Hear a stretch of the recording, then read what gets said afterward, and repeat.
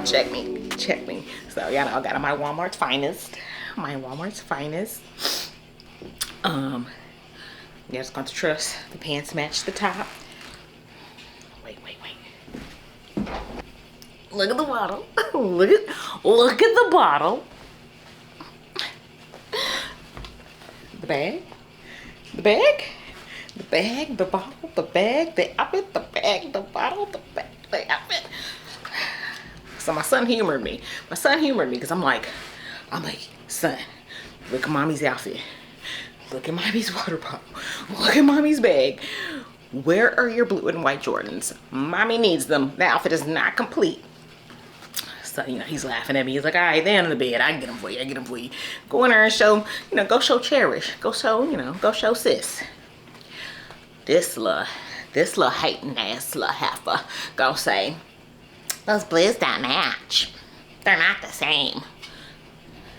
Listen here, child that I carried in my womb. You will not ruin this for me. This is monochrome. This is an liar. Get down on the ground, face down. Come on. Oh no, you don't understand. This isn't a liar. And a what? It's like a totally important designer. And I will totally shoot you in the head. Here she goes. No, I was gonna ask you a question, but I realized that you were recording. Ah, yeah. Okay, well, ask your question. What you want? Burn it up. Is it safe? Is it safe for YouTube to hear? No. Oh, okay. I'll pause it. Okay, so let's complete the look. So I'm really mad about the headgear. I feel like, but I don't have anything else that would like kind of go with it. But and don't look at my nails. That's not your business. But okay, so let's see. There's the shoes. There's the shoesies. Okay, I swear there's blue in them. Yes, they're my son's shoes. I don't care. We got the same size feet, girl. Y'all heard her hating from outside the club. Hating from outside the club. She can't even get in. Y'all hear her?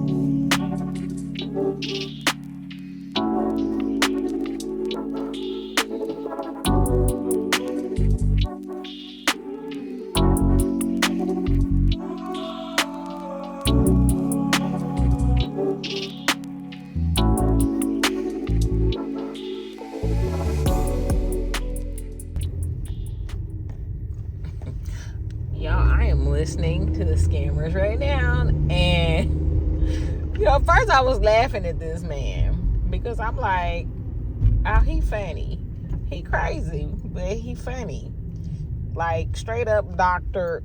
Umar type stuff, right? This man has got these girls. Oh my, I called it. When I called it, I said he's like a black Jim Jones, or he's like a knockoff Malcolm X. Like, this man,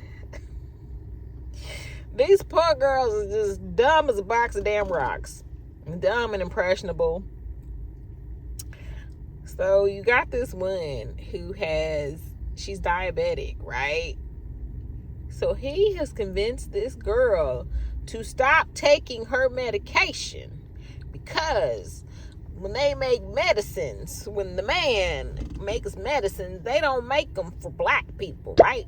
They test these medicines, these drugs on white rats, but they don't test them on black rats.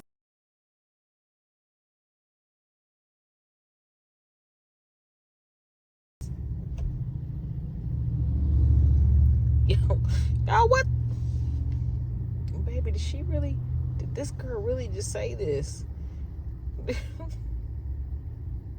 Listen, I was young and dumb at some point in my life. But baby, I guess these girls ain't grown. You know, this their first year in college, they freshmen. But baby, you can't be this damn dumb. Y'all can't be this dumb. But this is how cults are formed. Really, you get these young and impressionable people, and this man he's charming, he's charismatic. In the beginning, you know, he done got them. You know, he done baited the hook. You know, oh my God, oh yeah, this road is flooded. Oh Jesus, take the damn wheel. I don't know. Oh my God, I can't turn around. I gotta go through it. Go. Yeah, I'm not even playing. This road is fucking road is flooded. All right, I made it through. I make this stuff up. I can't make this stuff up. I made it, y'all. I'm alive. I made it. Y'all can't see my badge, can y'all? Anyway. Yeah, this book is sending me. This book is wild. Alright, I just wanted a little quick, brief update while I'm driving home listening to this. I'm laughing because I'm like, this is ludicrous. Like, this is wild. The way this man got these girls, you know how the old folks say, this man's got their noses so wide open, baby. Like, these girls, this man, this predator, preying on them. And you know, first it was just, you know, you get the girls first, right? He done worked his wiles on the girls, and now he done got the guys too. You know, you gotta get the men on board too. And it's just all these young babies, you know. They know better, but they don't know no better, you know. Anyway, yeah, that's it for now. Y'all, I'm literally tired of the sound of my own voice. I just literally am. I've been training people at work for like the past month. Mind you, that's not my job title. I've been training people for the past month, right? So this week we had 2 new people start. So I'm training 2 new people. Y'all, I've talked so much. It's like already doing the job that you all pay me for. I already have to talk for 8 hours to patients. But now on top of that, now I have to talk to coworkers, aka the people I'm training, and the patients. I'm getting tired of the sound of my own voice. My throat, I'm sounding like a frog by the middle of the day. I know that I'm like goofy and I act I act a fool on here, but y'all, deep down inside I'm an introvert, and like I'm tired of talking. I get home and I kind of want to like word vomit to my family, but at the same time, I don't want to be bothered. Like, I love them and I know that they haven't seen me all day, but I'm like, I've been talking all damn day. I just want to word vomit. First, I want a break. I want like 20 minutes of just silence. And then I want to word vomit. And then I want to go back to like silence. All right. Oh my God, this chocolate is melting in my fingers. Let me.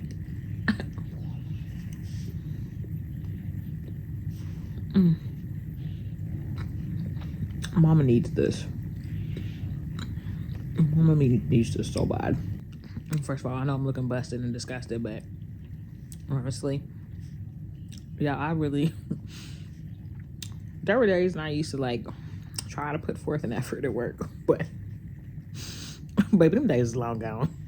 My knees hurt, my joints hurt. I don't care which disease you get, as long as I'm clean, my clothes are clean, I'm dressed appropriately. I don't have time for all this. I don't have time. You guys gotta get on my damn eyebrows no more. Y'all, the bags, the tiredness, y'all getting it out. I don't care. So let's do a little reading update. So I finished The Scammer yesterday, and y'all, let me tell you about that book.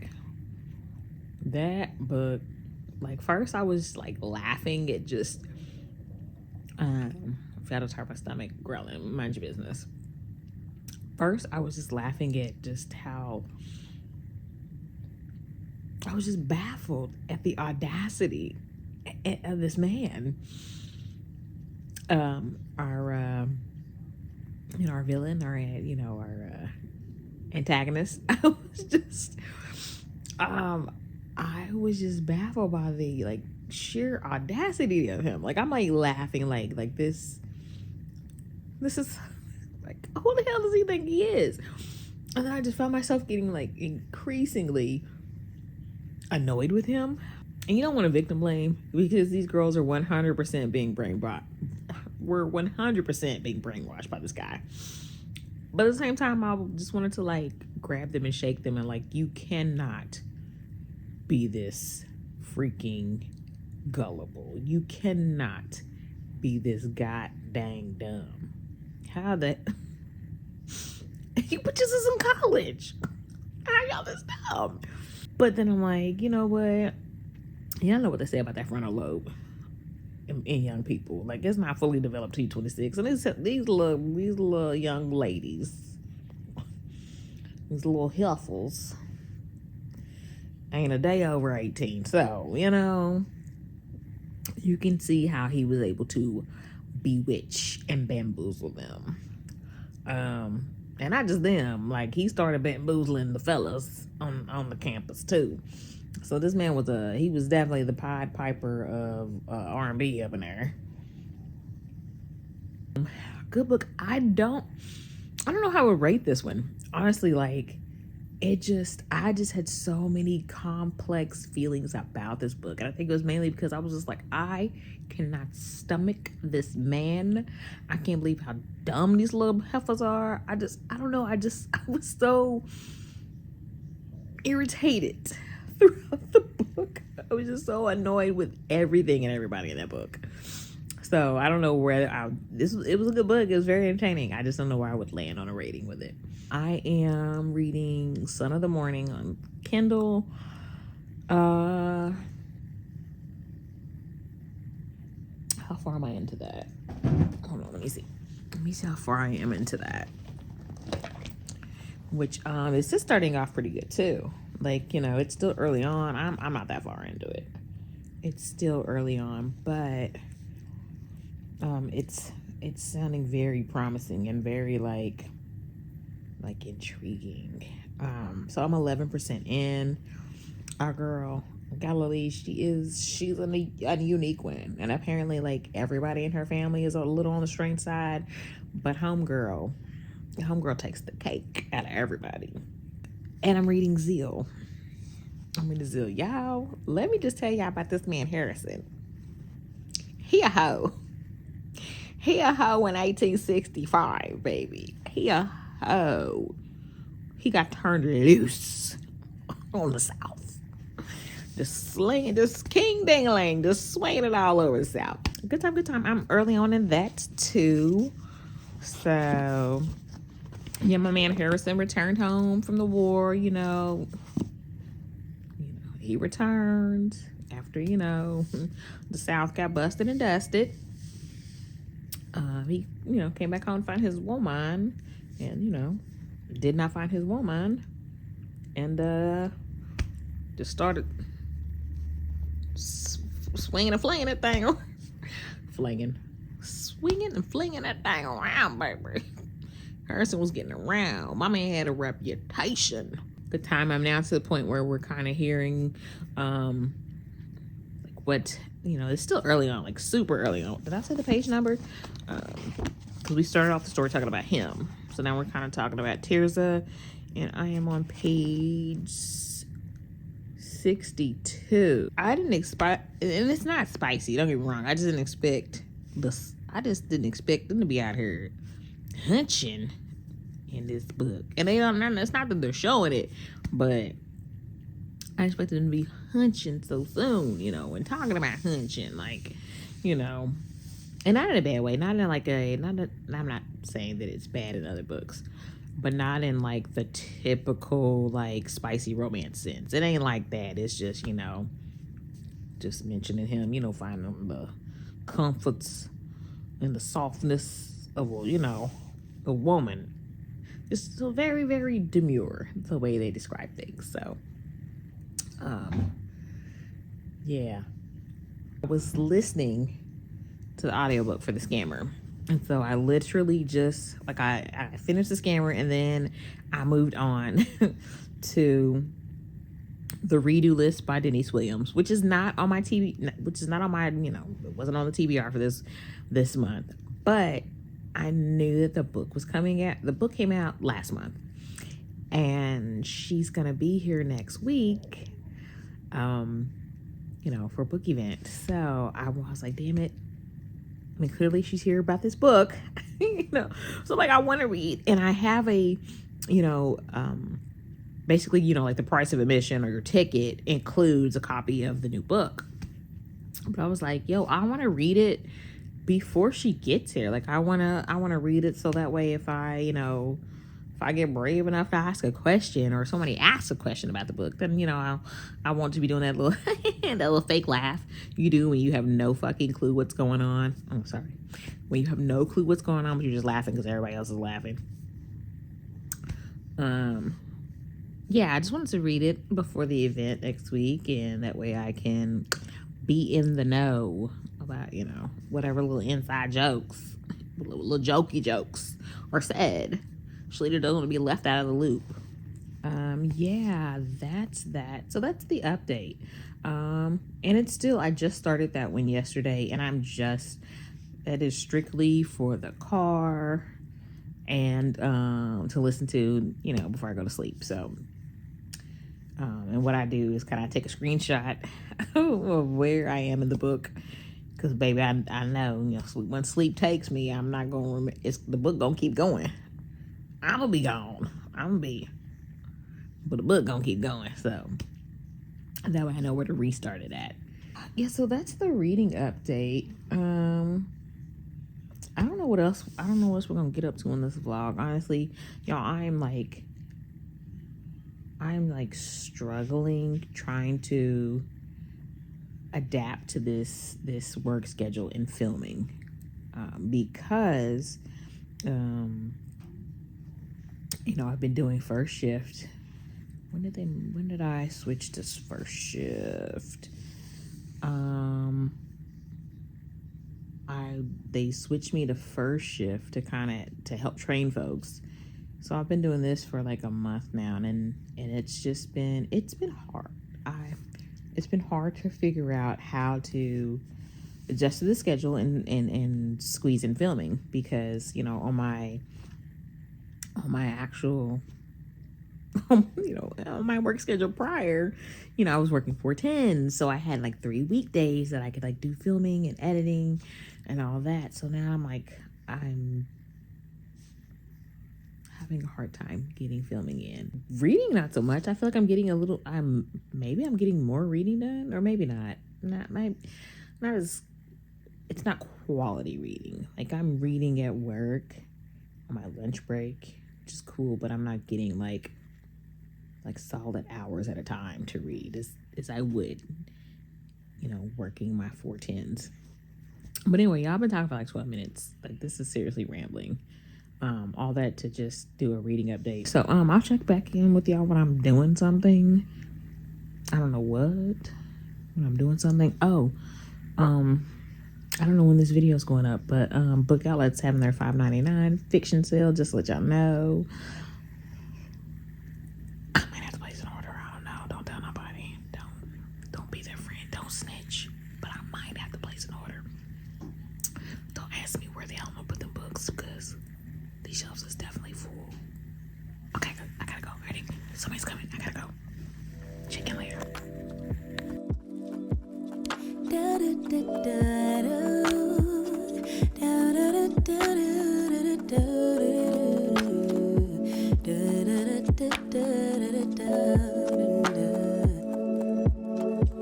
Feels like the first time. Throw away all my pride. Don't wanna say I love you first, but holding it in just might make me burst. Love in the open, daydreaming, hoping, melting in our make-believe new worlds. Whispering winds bring the remembrance that you're my girl. No shame, no games. I wanna fall in love, fall in love. I'll be a savage, I'll be your baddest bitch. Or do you like sweet caramel honey dipped? I'm yours till the beat flips. Don't let it slip. Give up my power. Yes, afraid to lose each other. Counting the hours till I see you again. Could you be life, lover, and best friend? Waiting for text back, wondering where you at, or who could you be with? No, I'm not possessive, but you're mine. Okay, I'ma let you live. No shame, no shame, no game. I wanna fall in love, vulnerable in love. Do you want classy? Do you want nasty, babe? I'll give you options. I'll be your perfect day. I'm yours till the night fades. Whoa, don't let it fade. No shame, and no game. I wanna fall vulnerable. Giggling softly. Could you be laughing at me, or we just giddy? Butterflies flapping in me. Don't stop what you're doing. Yeah, what you doing to me?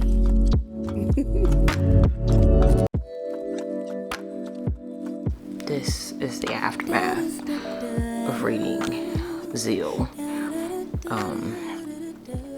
before bedtime. Yeah, I know it's scary, but I feel like you can handle this. Y'all know, I know she's giving Mommy Betty today, but I feel like we can be real with each other over here on YouTube. I don't have to slap on the eyebrows every day. I don't have to slap on the concealer. I feel like I can come to you first thing in the morning with my voice a little croaky, a little froggy, and just be real with you all. Anyway, let's do a reading update. I also picked up some books from the library, so I'll show you guys what I picked up from the library. I did not finish Zeal. I had to stop reading it last night because I was like, if there's any hope for me to breathe in the morning, I've got to stop now. Or if there was any hope for me to breathe last night going to sleep, I had to stop. So yeah, I'm rocking the eye patches, which don't do a whole lot of good for the lid puffiness, and it doesn't do any good for that. But you know, the lies we tell ourselves, right? Okay, like I said, I did not. Oh my god, my son just sneezed so loud. I did not finish it, but I did. Let's see. Y'all ain't gonna lie, I'm probably not even halfway done. I'm probably not even halfway. I'm not even at the midpoint. I am still early on. I am on chapter 15. And yeah, so chapter 15, page, I'm past am I? Hold on, let me not even lie to y'all. Let me not even lie. Have I made it to the 100-page mark? I have. I'm past 100 page. So I'm on page 143. I want to say I'm having a good time, but I'm so freaking heartbroken after chapter 13 and 14 or whatever. I'm still pretty heartbroken. So let's talk about it. So like I mentioned before, Zeal is this is a historical fiction. This is set post like right at the end of the Civil War. You know, the decree has been given, you know, that slaves are free. So we have two timelines here. When we first start the book, we start out in like 2019 in Harlem. We have this couple that's getting ready to get married. They're having their engagement party, and he shows her, you know, the groom shows, you know, his bride-to-be this love letter from one of his ancestors.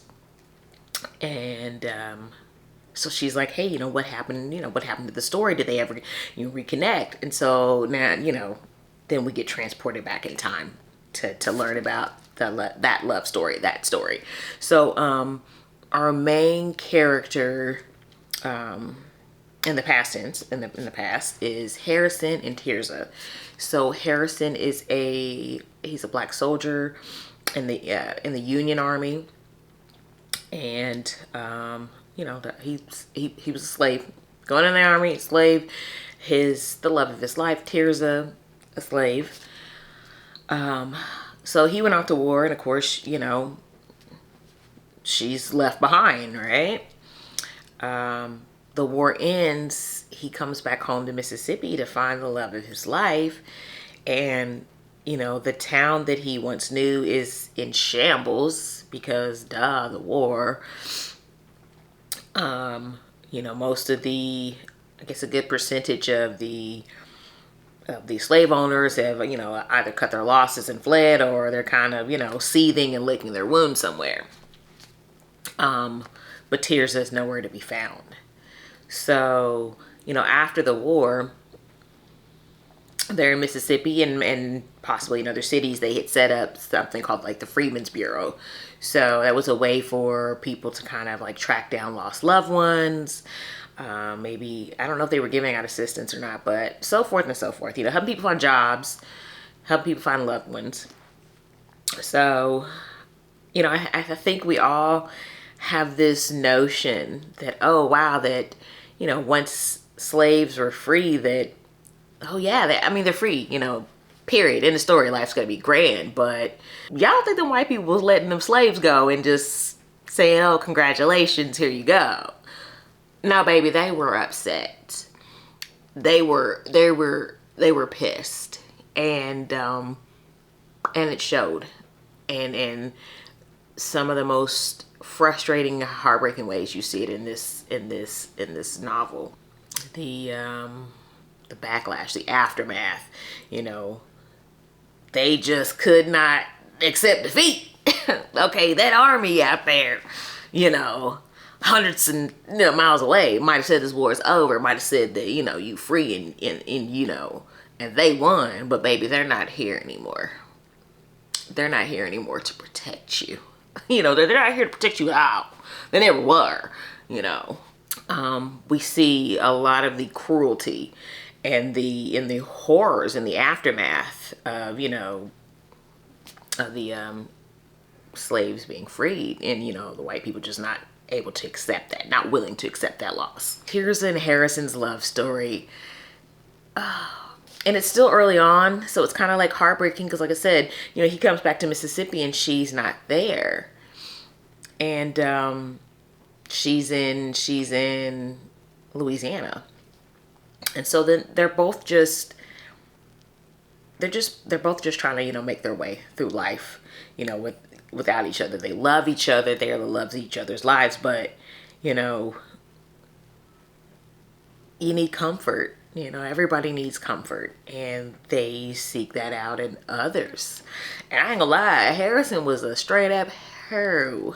Like, he was definitely like burying himself in women to, like, you know, basically, you know, forget the horrors of everything that he's been through.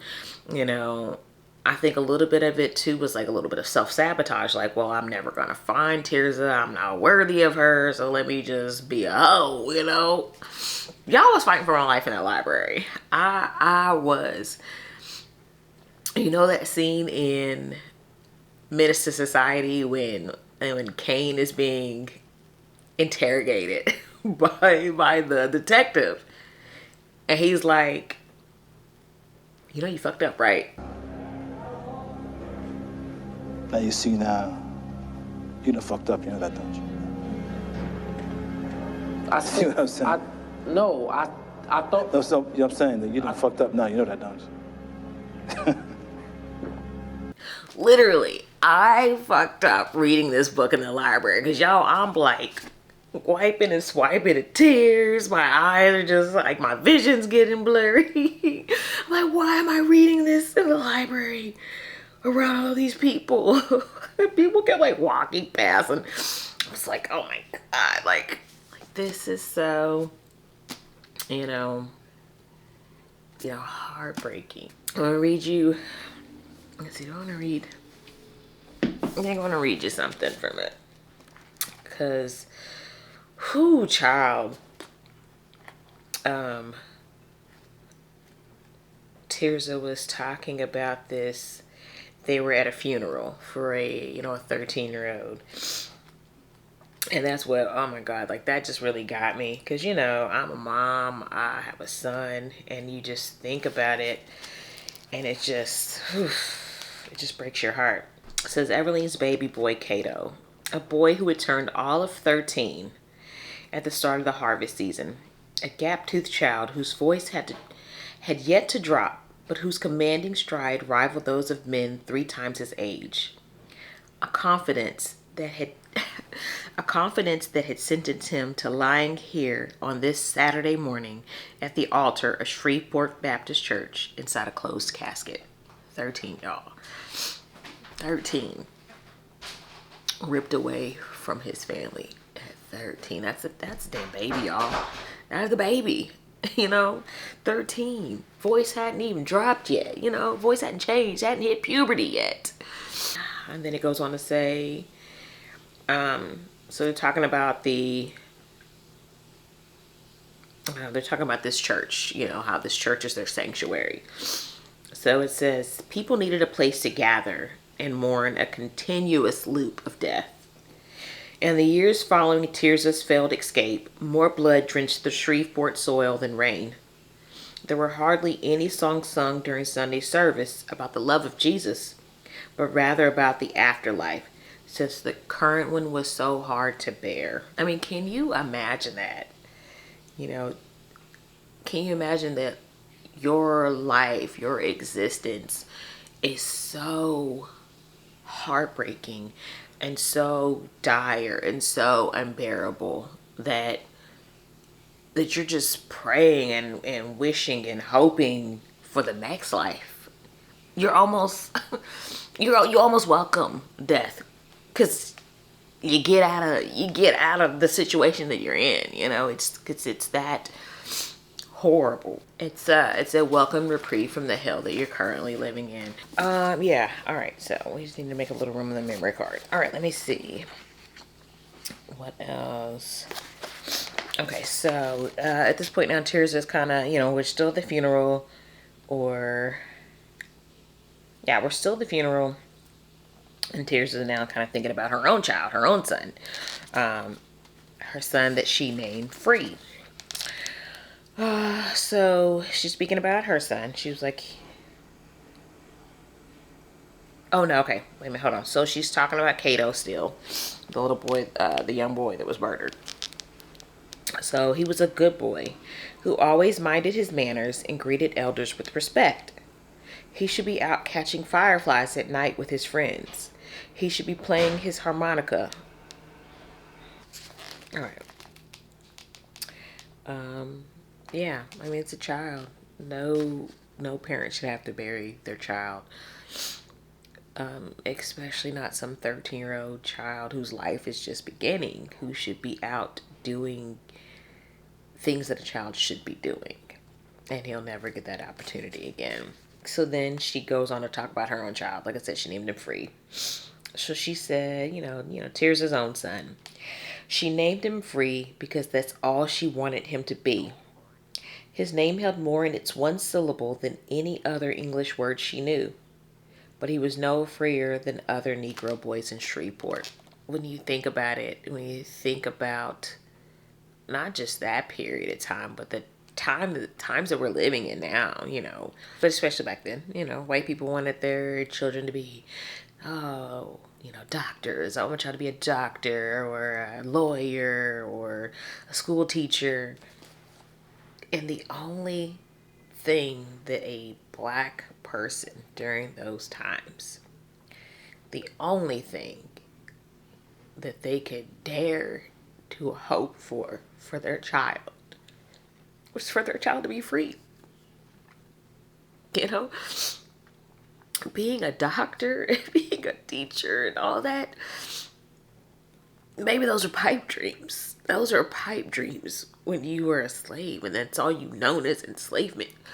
The only thing they could hope for their children was for them to be free, to be alive, So it just shows the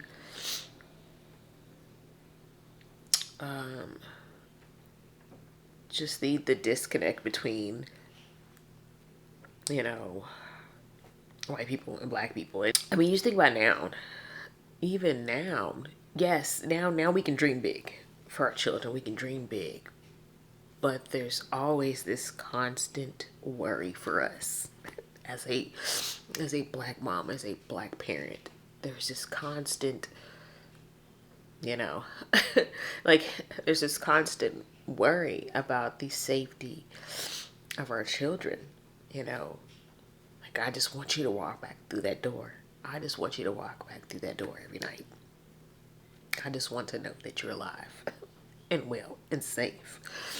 So, anyway, so far, so heavy. So far, so good. But yeah, like I said, I was fighting for my life in that library. And then tonight, or not tonight, but last night when I was reading it here, I was just like, I can't, oh gosh, those people who want to basically, erase history. Those people who are like, oh, well, slavery's over, racism doesn't exist, yada, yada, yada. Baby, they were barely scratching the surface in, in our public school education. It was like, oh, slavery was from this point to that point. Oh, Harriet Tubman. Oh, Martin Luther King Jr. Malcolm X. All right.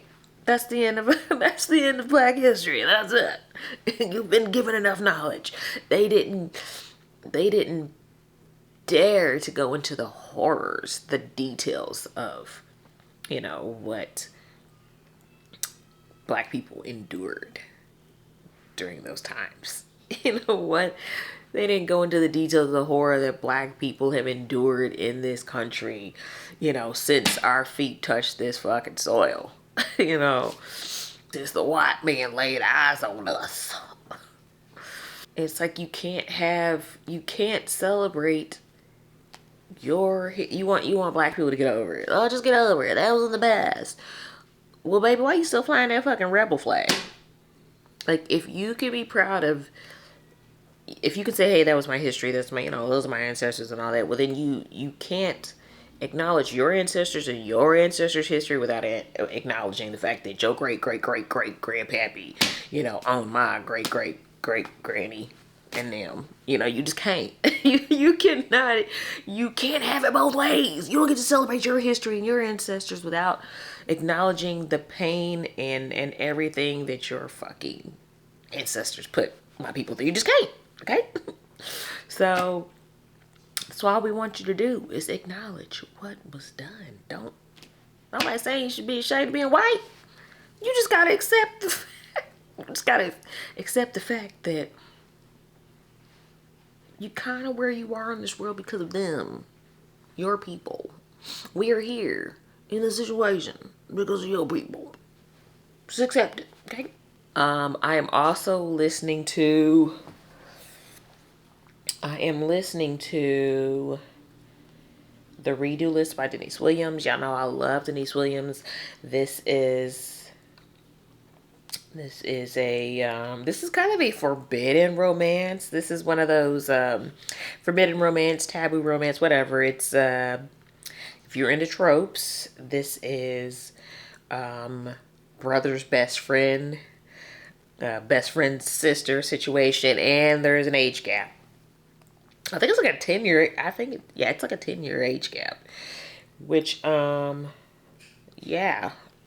Age ain't nothing but a number, right? As long as they're both legal.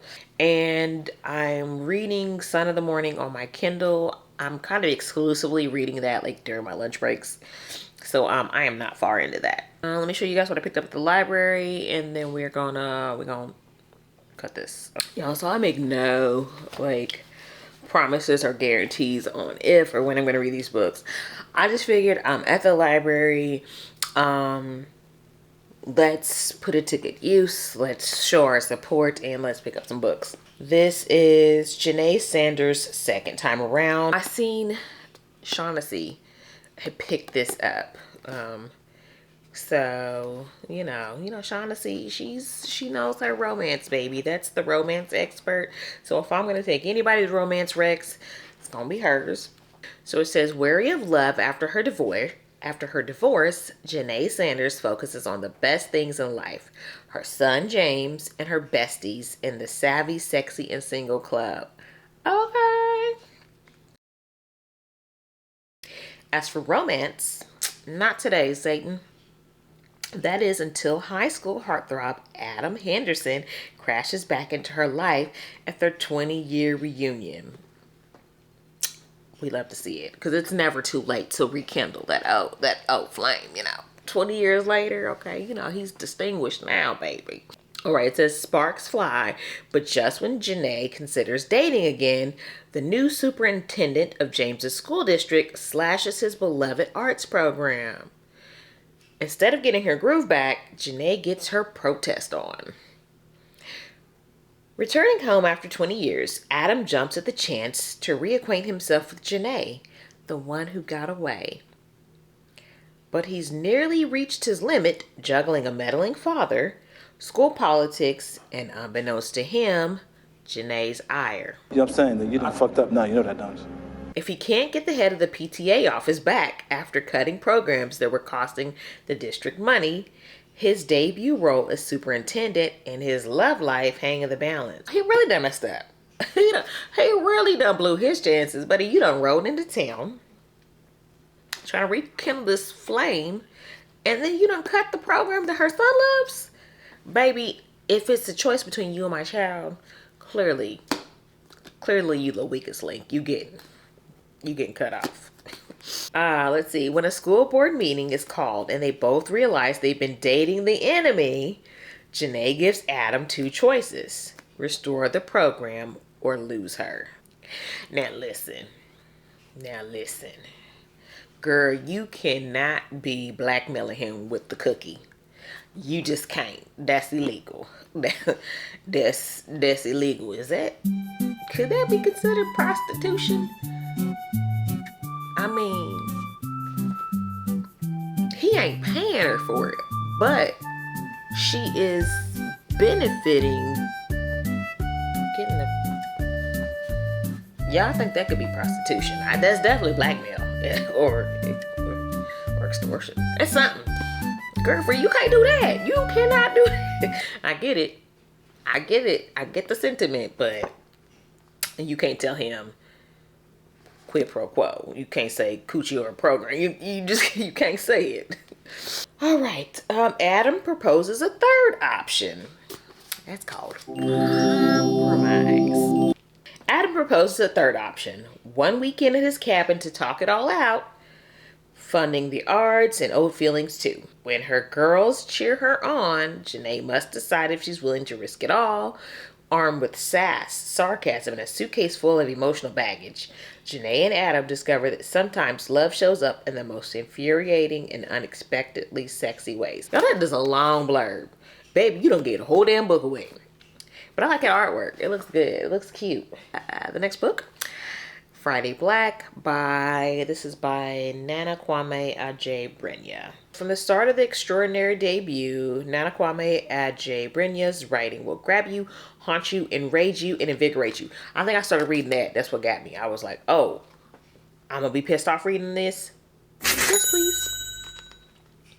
It says, by placing ordinary characters in extraordinary situations, Adjei-Brenyah reveals the violence, injustice, and painful absurdities that Black men and women contend with every day in this country. These stories explore urgent instances of racism and cultural unrest and the ways we fight for humanity in an unforgiving world. Y'all know I'm about to be pissed off reading this damn book. In the Finkelstein Five, Adjei-Brenyah reckons with the brutal prejudice of our justice system. In Zimmerland, we see a far too easy to believe imagining of racism as sport. And Friday Black and How to Sell a Jacket as Told by Lee King show the horrors of consumerism and the toll it takes on us all. The next one is Black and Blues by Imani Perry. Is this nonfiction? All right, well, let's see what this one's about. This might be nonfiction, which I don't have anything against nonfiction. I just don't read a lot of nonfiction. It says, this is a surprisingly beautiful meditation on the color blue and its fascinating role in Black history and culture, from National Book Award winner Imani Perry. It says, throughout history, Black life has been remarkably intertwined with another color, blue. In daily life, it is evoked in countless ways, from the hopelessness of a blue sky to the deep melancholy of Louis Armstrong's question, what did I do to be so black and blue? In this book, celebrated author Imani Perry uses the world's favorite color as a springboard for a riveting emotional, cultural, and spiritual journey, an examination of race and blackness that transcends politics or ideology. Perry traces both blue and blackness from their earliest roots to their many embodiments of contemporary culture, drawing deeply from her own life as well as from art and history. The dyed indigo cloths of West Africa that were traded for human life in the 16th century. Sitting at the crossroads of pain and pleasure, the blue flowers Perry plants to honor a loved one gone too soon. Poignant, spellbinding, and utterly original, Black and Blues is a brilliant work that could only have come from the mind of one of the greatest writers. And this, another recommendation by another one of my favorites, Kalila D, said that this book is amazing. I think she rated it like 5 stars. So this is Recitative by Toni Morrison. It says, Twyla and Roberta have known each other since they were 8 years old and spent 4 months together as roommates in the St. Bonaventure shelter. Inseparable at the time, they lose touch as they grow older, only to find each other later at a diner. then at a grocery store, and again at a protest. Seemingly at opposite ends of every problem and in disagreement each time they meet, the two women still cannot deny the deep bond their shared experience has forged between them. Written in 1980 and anthologized, written in 1980 and anthologized in a number of collections, this is the first time Recitative is being published as a standalone hardcover. In the story, Twyla's and Roberta's races remain ambiguous. We know that each one is white and one is black. We know that one is white and one is black, but which is which? And who is right about the race of the woman the girls tormented at the orphanage? Morrison herself described this story as an experiment in the removal of all racial codes from a narrative about two characters of different races for whom racial identity is crucial. Recitative is a remarkable look into what keeps us together and what keeps us apart, and about how perceptions are made tangible by reality. All right, so last but not least, this is one I keep seeing on like Book Outlet. I think I've seen some other things by this author as well, but this was the only book that I found on the shelf. I know that I've heard of some other books written by her. So this is Family Lore by Elizabeth Acevedo. This sounds like family drama here, and y'all know I love me some drama. Y'all know I love me some messiness. So let's run it down here now. So it says, Flora has a gift. She can predict to the day when someone will die. That's a gift I don't want. I return to sender. That would be a gift I don't want. So when she decides she wants a living wake, a party to bring her family and community together to celebrate the long life she's led, her sisters are surprised. Has Flora foreseen her own death or someone else's? Does she have other motives? She refuses to tell her sisters, Matilde, Pastora, and Camila. But Flora isn't the only person with secrets. Her sisters are hiding things too. What are they hiding? And the next generation, cousins Ona and Yadi, face tumult. I know tumultuous. So, and the next generation, cousins Una and Yadi face tumult of their own. Spanning the 3 days prior to the wake, Family Lore traces the lives of each of the Marte women, weaving together past and present, Santo Domingo, and New York City. Told with Elizabeth Acevedo's inimitable voice. Y'all, I'm gonna get me a damn notebook and write down these words and the pronunciation, because y'all not gonna keep messing me up on camera like this. Y'all not gonna trip my tongue up like this, embarrassing me in front of my friends. With Elizabeth Acevedo's inimitable voice, this is an indelible portrait of sisters and cousins, aunts and nieces, one family's journey through their history, helping them better navigate all that is to come. That's what we read. So y'all, yeah. That's it for this vlog. Have y'all been to the library lately? Let me know what y'all picked up. Let me know what you're reading right now. What are you working on? Let me know if you've read Zeal. Don't spoil it for me. Just let me know if you've read it. Did you enjoy it? All right, that's it. If you made it to the end, thank you guys so much for watching. Please remember to like, comment, and subscribe for more. And until the next one, friends. Bye.